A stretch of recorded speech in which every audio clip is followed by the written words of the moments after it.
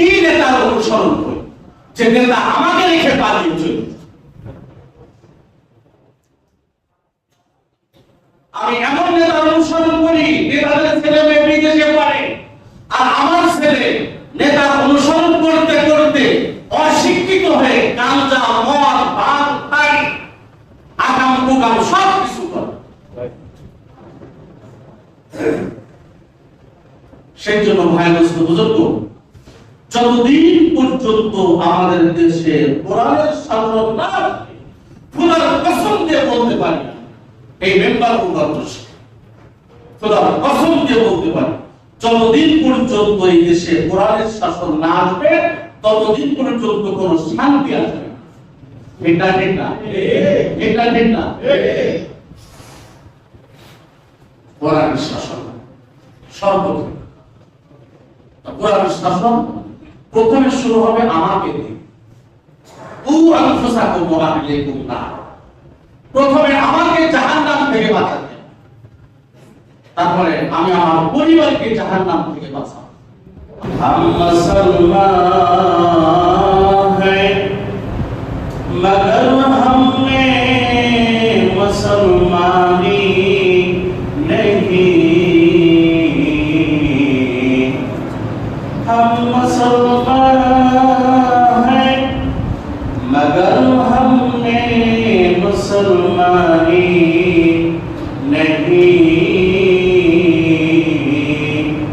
हमने ईमान है मगर हम मुमिने कामिल नहीं। बरअला बिजमालिही कशफल हुज्जा बिजमालिही हसनत जमील सालिही सल्लु अलैहि व आलिही। आज़ाद हाज़िरीन, আল্লাহ তাআলা শানের আগে সাথে করে শুকরিয়া জ্ঞাপন করছি যে আল্লাহ তাআলা আমাদেরকে অন্যান্য জুমার ন্যায় এই জুমায় সর্বাত হয়ে আগে থাকি।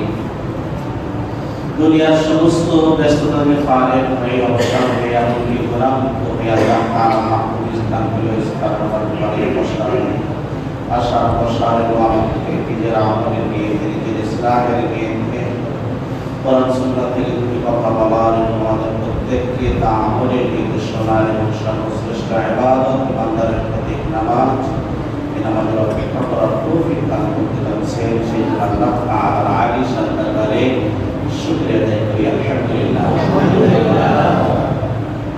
আজকে 30শে সফর এবং 30শে শ্রাবণ, 14ই আগস্ট। আগামীকালই রবিউল আউয়ালের 1 তারিখ শুরু হবে ইনশাআল্লাহ। কালকে 30 তারিখ সফরে। রবিউল আউয়াল মাস উপলক্ষে অনেকে বিভিন্ন অনুষ্ঠান করে, বিভিন্ন মসজিদে অনুষ্ঠান করে, যাকে বলা হয় আমাদের বাংলাদেশের ঈদে মিলাদুন নবী পালন। এই সম্পর্কে ইতিপূর্বে অনেক আলোচনা হয়েছে যে ঈদ কয়টা, আল্লাহ রাসূল কয়টা নির্ধারণ করেছেন। ইনশাআল্লাহ আল্লাহ রাসূল সাল্লাল্লাহু আলাইহি সাল্লামের জীবনী নিয়ে আগামী জুমা থেকে ধারাবাহিক আলোচনা চলবে। তবে আজকে যে আমি আয়াতে কারিমা পাঠ করেছি সূরা ফাতিহার 28 এবং 29 নম্বর যে আয়াত আমি পাঠ করেছি,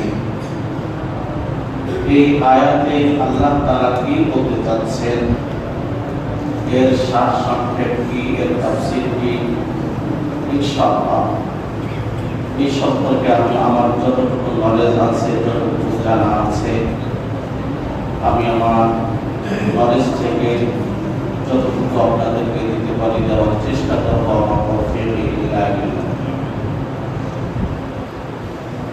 আল্লাহ তাআলা তার হাবিবকে দুনিয়ায় পাঠালেন।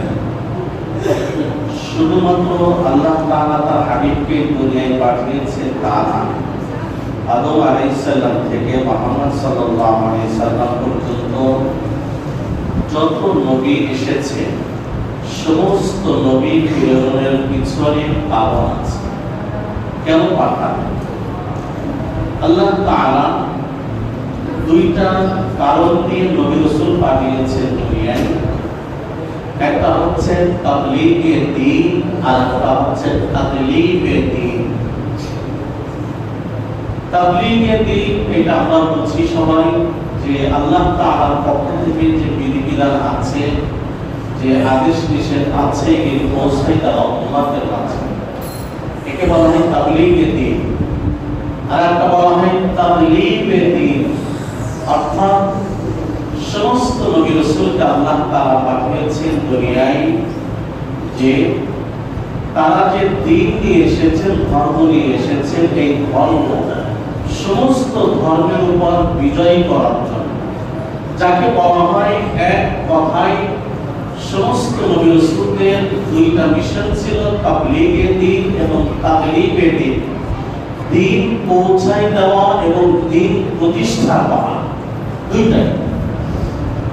শুধুমাত্র কেবলমাত্র নবী রাসূলরা তাবলীগের দ্বীন নিয়ে এসেছেন তা না, তাবলীগের দ্বীনের পাশাপাশি তাকলীবের দ্বীন প্রতিষ্ঠা করারও মেহনত করেছে।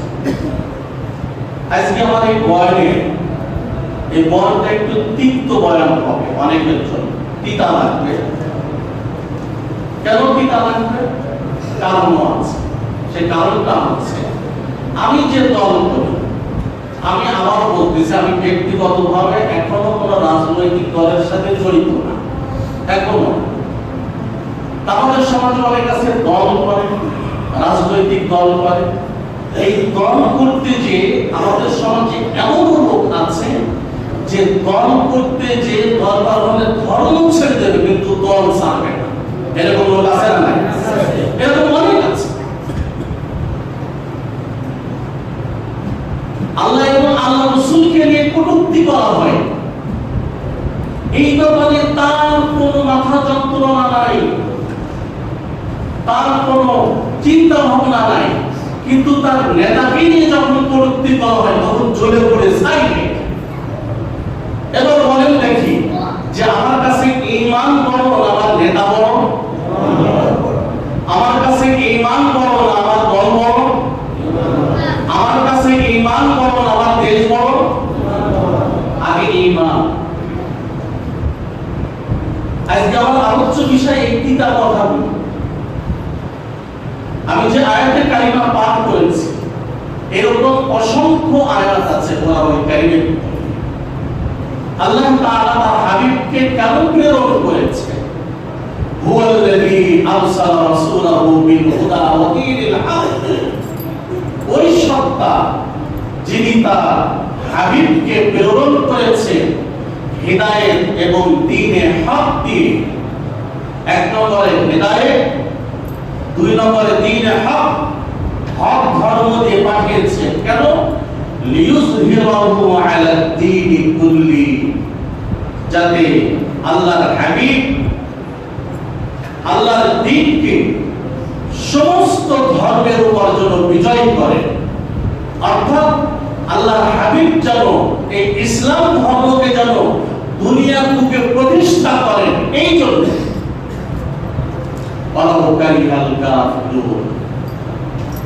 যদিও কাফেররা এটা অপছন্দ করে,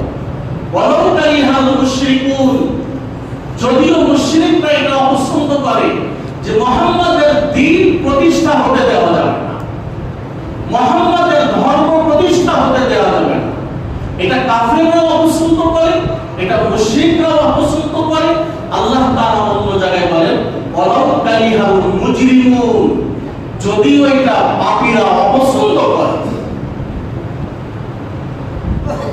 আল্লাহ তাআলা এই আয়াত কোরআনের ভিতরে অনেক জায়গায় বলেছে। তাহলে আল্লাহ তাআলা তার হাবিবকে প্রেরণ করলেন কেন? হিদায়াত এবং দ্বীনে হক দিয়ে প্রেরণ করেছেন। কেন?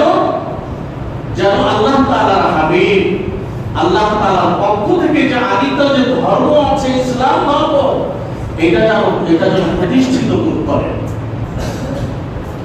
আল্লাহ রাসূল সাল্লাল্লাহু আলাইহি সাল্লাম এই ধর্ম প্রতিষ্ঠিত করতে যে, ইসলাম ধর্ম প্রতিষ্ঠিত করতে যে নিজের দাম মুবারক শহীদ করে দিয়েছে। করেন নাই কিনা করেন নাই? কি জন্য? কি জন্য? এই ইসলাম ধর্ম প্রতিষ্ঠিত করার জন্য। নিজের মাথার ভিতরে হেলমেট বসে গিয়েছে। তায়েফে আপন গোত্রের লোক দ্বারা নির্যাতিত হয়েছে।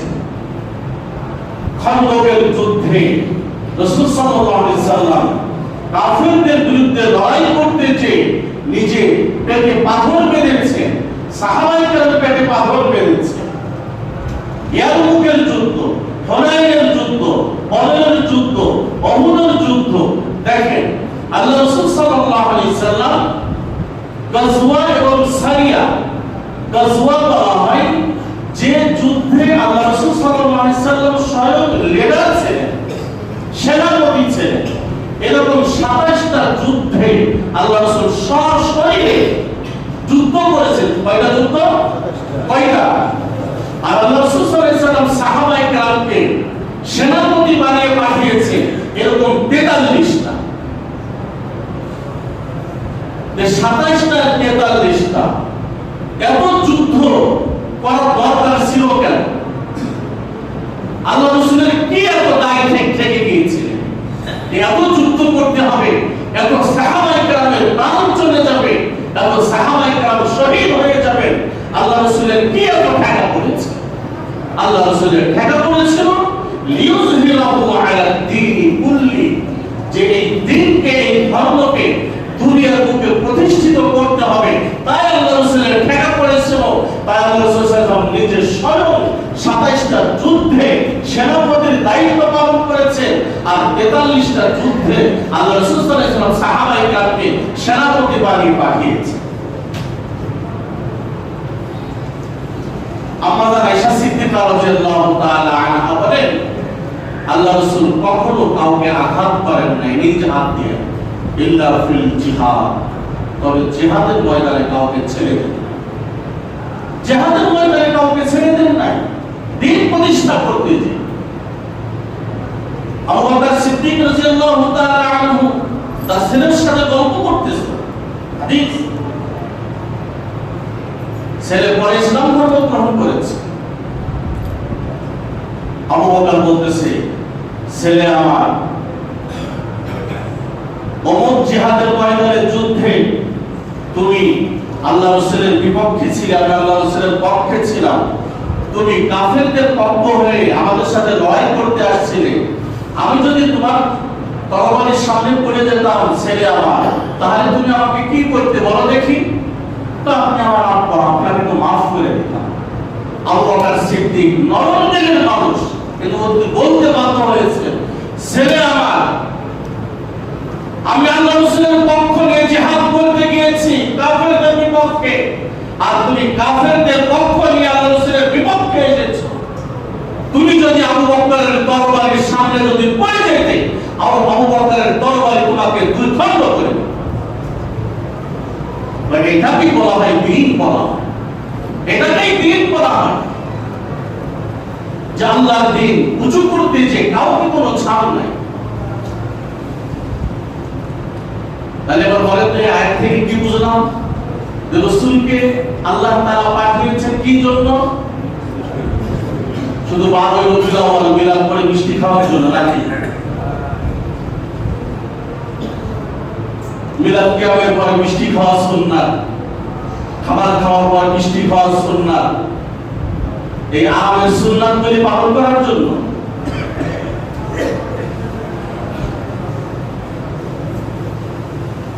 রাসূল সাল্লাল্লাহু আলাইহি ওয়াসাল্লাম উহুদের যুদ্ধের কাহিনী দেখেন, মসজিদে নববী থেকেই দেখা যায় উহুদ পাহাড় আকাশে। কেন যুদ্ধে গেলেন কেন? বদরের যুদ্ধ মদিনা থেকে কত দূর, অথচ মক্কা থেকে আবু জেহেল, উতবা, সাইবা ওরা এত দূর থেকে যুদ্ধ করতে এসেছে রাসূলের সাথে। আল্লাহ রাসূল গিয়েছে। আবু জেহেলরা বদরের যুদ্ধে তার সংখ্যায় কতজন? 1000। আর আল্লাহ রাসূল কতজনকে নিয়ে গিয়েছেন? 313 জন। আমরা হলে কি করতাম? আমাদের সংখ্যা কম। না না না, এই দিন প্রতিষ্ঠার দায়িত্ব আমার আপনার সবার। যদি এই দিন প্রতিষ্ঠা হয়ে যায় তাহলে আমাদের সমাজে টাকার ব্যবসা থাকবে, ঠিক না? ঠিক না? ইসলামের দৃষ্টিতে চোর চুরি করলে তার শাস্তি কি? বলেন না, বলেন না। আস-সারিকু ওয়াস-সারিকাতু ফাক্তাউ আইদিয়াহুম। পুরুষ চোর, মহিলা চোর চুরি করলে তার হাত কেটে দাও। এই বিধান কার? এই বিধানটা আমি কখন কার্যকর করতে পারবো? কখন? যখন ইসলামী রাষ্ট্র হবে তখন আমি কার্যকর করতে পারবো। আল্লাহ তাআলা বলেন আস-সারিয়াতু ওয়াস-সারি। জিনাকারী পুরুষ, জিনাকারী মহিলা যদি অবিবাহিত হয় তাদেরকে কি করতে হবে? 100 দুররা মারতে হবে। আর জিনাকারী পুরুষ মহিলা যদি বিবাহিত হয় তাদেরকে কি করতে হবে? ফারজিমুহুমা, তাদেরকে প্রস্তার আঘাতে হত্যা করো। এই বিধান কার? এই বিধান কার? আল্লাহ। আমাদের সমাজে যদি জিনাকারী পুরুষ, নারী পুরুষ, অবিবাহিত নারী পুরুষ তাকে যদি পল্টন করে নিয়ে যদি 100 দুররা মারা হতো আর সমস্ত মিডিয়ায় যদি এটা প্রচার করত, বলেন দেখি জেরা কি কমতো না বাড়তো? চোর চুরি করেছে, পল্টন মোড়ে নিয়েছে, তার হাত কেটে দেওয়া হচ্ছে, সমস্ত মিডিয়া এটা প্রচার করছে, লাইভ দেখাচ্ছে, তাহলে কি চুরি করা কমতো না বাড়তো? কেন? তার শাস্তি হয়েছে তাই। ভয়ে চুরি করবে না, ভয়ে জেরা করবে না। যে দুর্নীতিবাজ তাকে ফাঁসিতে ঝোলাই দাও, যে ডাকাত তার উল্টা দিক দিয়ে হাত এবং পা কেটে দাও। আল্লাহ তাআলার বিধান এইগুলো যদি কার্যকর হতো দেশে কি শান্তি হতো না অশান্তি হতো? সব জায়গায় শুধু শান্তি আর শান্তি। আবু বকর সিদ্দিক রাদিয়াল্লাহু তাআলা আনহু যখন খলিফা হলেন, কথায় কথায় এসেছে খলিফা হলেন, তখন বিচারক হিসাবে ওমর রাদিয়াল্লাহু তাআলা আনহুকে নিয়োগ দিয়েছে। কাকে? ওমর। ওমর রাদিয়াল্লাহু তাআলা আনহু 6 মাস পরে বলছেন যে আমি বিচারক হিসেবে থাকবো না। কেন? ওই 6 মাসের ভিতরে কোনো বিচারই আসে না। আমার বিচারক থেকে লাভ, আমার বিচারক থেকে লাভ কি? বিচারক দরকার নেই দেশে, যেহেতু কোনো বিচারই আসে না। কেন? কারণ কি? বলেন দেখি কারণ কি? সুশাসন ছিল, বিচারের শাসন কায়েম ছিল। আর আমাদের দেশে শুধু বিচার হয় কার? বলেন দেখি কার? কার? গরিবে, গরিবে, গরিব এবং দুর্বলের বিচার হয়। গতকাল গিয়েছিলাম আমার মেয়েকে ইসলামিক ব্যাংক হসপিটাল মফিজুল শাখায়। এক মোটরসাইকেলওয়ালা, রিক্সাওয়ালার কোনো অপরাধ নাই, আমি দেখতেছি সে তার ঠিক সাইড দিয়ে যাচ্ছে। এই মোটরসাইকেল ও দ্রুত যাওয়ার দরকার, ঢুকে গেছে চলে। এবার দুই রিক্সায় চাপ দিয়েছে। এবার এই রিক্সাওয়ালাকে বলল এরকম রিক্সা চালাও।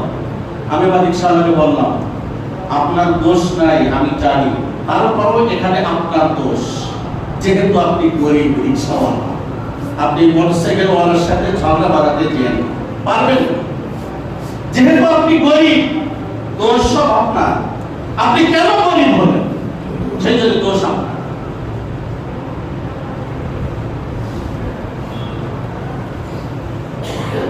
আল্লাহ তাআলা কোরআন কারীমের আরেক জায়গায় বলতেছেন যে এই ধর্মীয় দণ্ডবিধি এইগুলি প্রতিষ্ঠা করতে যে বাধা আসে, দেখেন না আজকে যে আলোচনা করতেছি আমি, মসজিদের বাইরে গিয়ে কিন্তু সমালোচনা শুরু হবে যে বুঝে রাজনীতি দিয়ে শুরু করছে।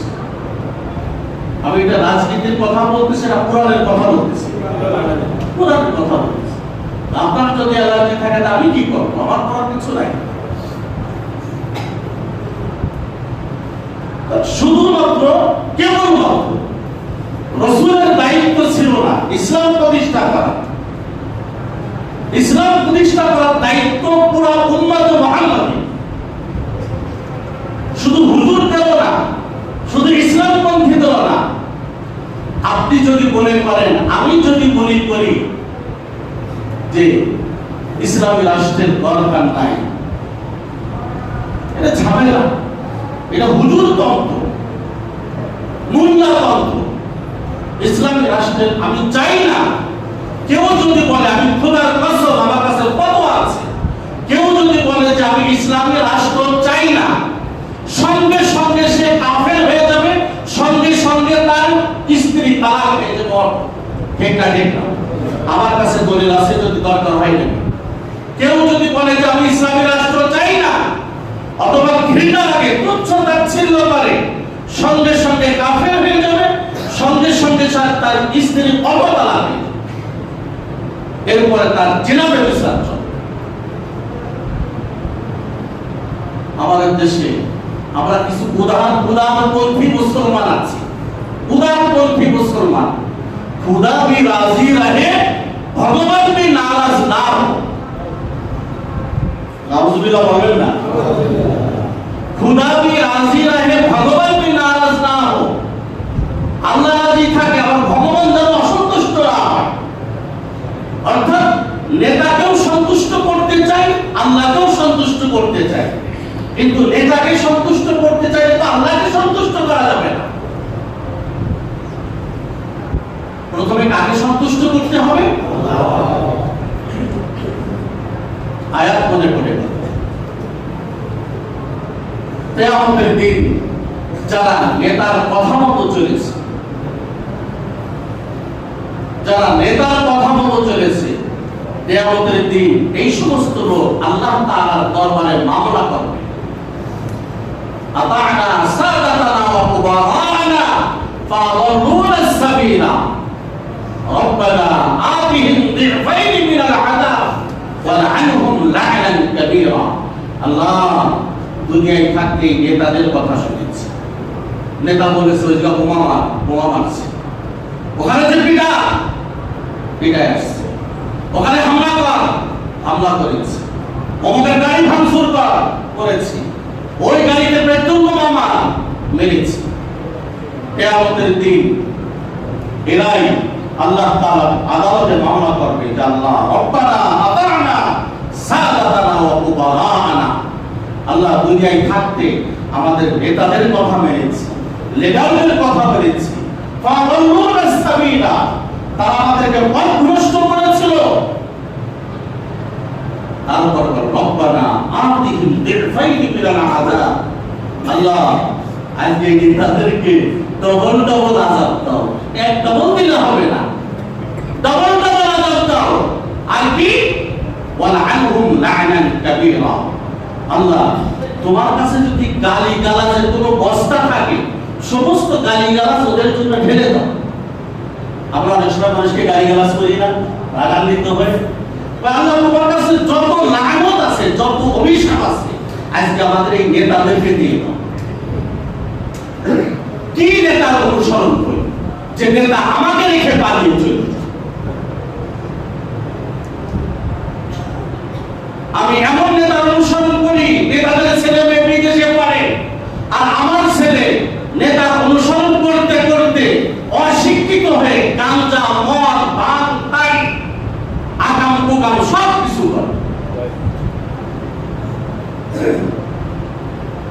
সেই জন্য ভাইরাস্ত বুজুর্গ, যতদিন পর্যন্ত আমাদের দেশে কোরআনের শাসন না আসবে, খোদার কসম দিয়ে বলতে পারি না, এই মেম্বার ওভার বসে খোদার কসম দিয়ে বলতে পারি, যতদিন পর্যন্ত এই দেশে কোরআনের শাসন না আসবে, ততদিন পর্যন্ত কোনো শান্তি আসবে না। ঠিক না? ঠিক না? ঠিক না? কোরআনের শাসন সর্বক্ষেত্রে, কোরআনের শাসন প্রথমে শুরু হবে আমাকে দিয়ে। কু আনফুসাকুম ওয়া আহলিকুম নার। প্রথমে আমাকে জাহান্নাম থেকে বাঁচাতে হবে, তারপরে আমি আমার পরিবারকে জাহান্নাম থেকে বাঁচাবো, আমার সংসারের লোকদেরকে জাহান্নাম থেকে বাঁচাবো, সমাজের লোকদেরকে জাহান্নাম থেকে বাঁচাবো। তবে এই কোরআনের শাসন এমনি এমনি আসবে না। এই কোরআনের শাসন যদি আনতে হয়, এর পিছনে এই যে ইসলাম নামক যে বৃক্ষ আছে, এই বৃক্ষর গোড়ায় পানি ঢাললে হবে না, রক্ত ঢালতে হবে। কি বলেন? সবাই বলেন না? ইসলাম চান না?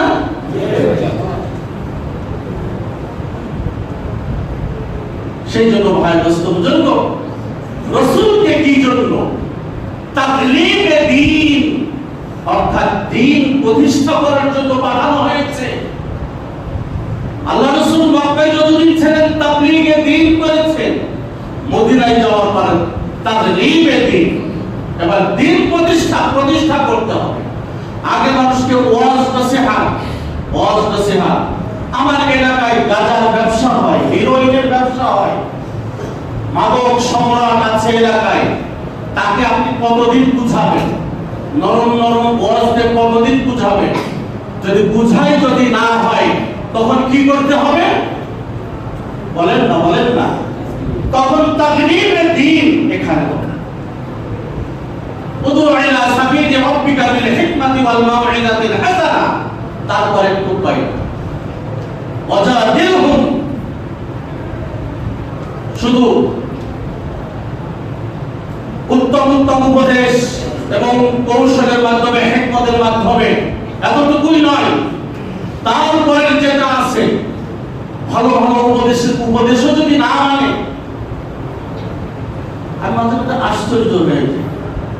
মনে হয় গত বছর সেক্রেটারি বয়ানের ভিতরে সেক্রেটারি বলছে যে হুজুর বয়ান ছাড়েন, আগে ধরি ওখানে যে ধরা গেল বয়ান চলাকালীন এখানে গাদারি আসন বসছে এই পাশে, আমি বয়ান রেখে চলে গেলাম, আগে পিটাই নিয়ে যে বয়ান চলছে এখানে গাদা আসন চলছে। বিশেষ করে আমি মনে করি এই ঢাকা শহরের ভিতরে মনে হয় আমাদের এই এলাকা এই অনৈতিক কাজের ব্যাপারে চ্যাম্পিয়ন। কিন্তু এখানে যারা বাড়ির মালিক আছেন, প্লটের মালিক আছেন, ফ্ল্যাটের মালিক আছেন, আপনাদের কি কোনো দায়িত্ব নাই? কথা বলেন না কেন? কোনো দায়িত্ব নাই? এভাবে ব্যবসা চলছে, ওপেন ব্যবসা চলছে, ফুটেজ আছে, সবকিছু আছে, প্রমাণ আছে, তারপর কোনো প্রতিরোধ নাই।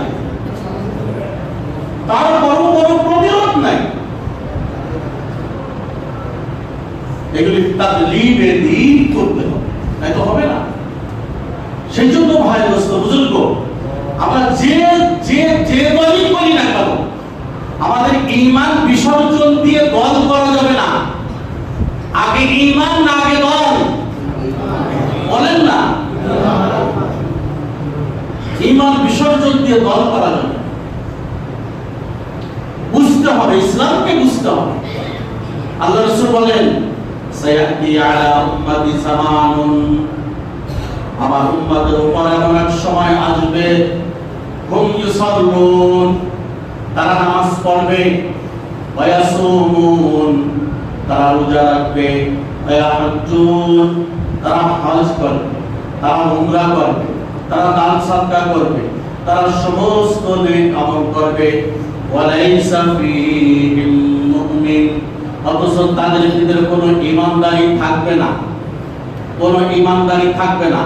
এই হাদিসের ব্যাখ্যার ভিতরে এসেছে যে আমাদের ঈমান থাকবে না, কারণ হচ্ছে যে আমাদের এমন এমন কথা, এমন এমন আচরণ, এমন এমন ব্যবহার, যেই আচরণ, যে কথা, এই আচরণ কথার কারণে নামাজ পড়ছে, রোজা রাখছে, হজ করছে, সব করছে, কিন্তু তার ভিতরে বিন্দু পরিমাণ ঈমান থাকবে না, শুধু উপরে থাকবে, সব উপরে।